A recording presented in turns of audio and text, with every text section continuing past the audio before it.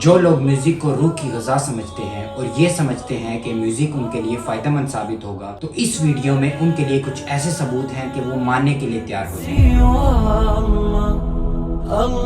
Music کی تہ میں گھسنے سے پہلے ہم ایک ہارمون کے بارے میں جانیں گے۔ ہمارے دماغ میں بہت سے ہارمون ہوتے ہیں، جن میں سے ایک کا نام ہے ڈوپامین۔ ہمارے ہر ایک موشن کے لیے ایک ہارمون کا گروپ ہوتا ہے۔ اسی طرح ہماری خوشی کے لیے ڈوپامین رسپانسیبل ہوتا ہے۔ ڈوپامین ہماری فزیکل یعنی جسمانی اور کوگنیٹو یعنی ذہنی فنکشن پر زبردست اثر رکھتا ہے۔ ریوارڈ اور پلیئر سے ہونے والی فیلنگ کے لیے رسپانسیبل ہوتا ہے، اسی لیے اسے زیادہ تر پلیئر نیورو ٹرانسمیٹر بھی کہا جاتا ہے۔ مونٹریال کی ایک یونیورسٹی میک گل سے پتا چلا کہ جب ایک بندہ میوزک سنتا ہے تو اس کے دماغ میں ڈوپامین ریلیز ہوتا ہے۔ اب آپ یہ سوچ رہے ہوں گے کہ ڈوپامین ریلیز ہوتا ہے تو اس سے مسئلہ ہی کیا ہے؟ اب ڈوپامین کے ساتھ مسئلہ یہ ہے کہ ڈوپامین کی اوور ٹائم انسان کو سیلفش بنا دیتی ہے، اور اسلام میں سیلفشنس یعنی کہ خود غرضی کا کوئی ایلیمنٹ نہیں ہے۔ ڈوپامین آپ کو کسی اور کی بھلائی کرنے پر نہیں ملتا۔ اگر آپ کسی کو امداد بھی دے دیں تو آپ کو سیروٹونین ملتا ہے، ڈوپامین نہیں۔ ڈوپامین آپ کو تب ملے گا جب کوئی بندہ آپ کی تعریف کرتا ہے۔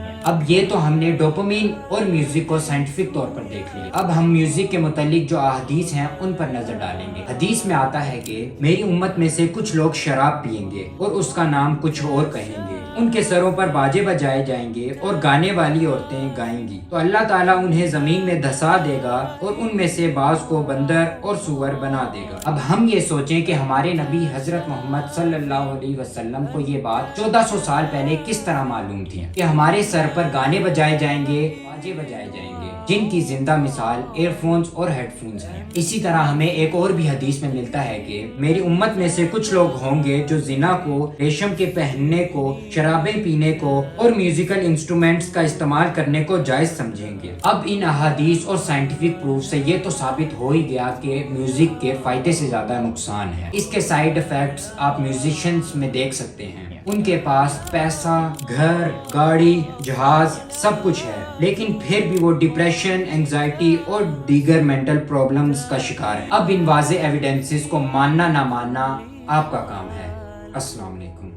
اور جب اس کو ہماری آیتیں سنائی جاتی ہیں تو اکڑ کر منہ پھیر لیتا ہے، گویا ان کو سنا ہی نہیں، جیسے اس کے کانوں میں ثقل ہے۔ تو اس کو درد دینے والے عذاب کی خوشخبری سنا دو۔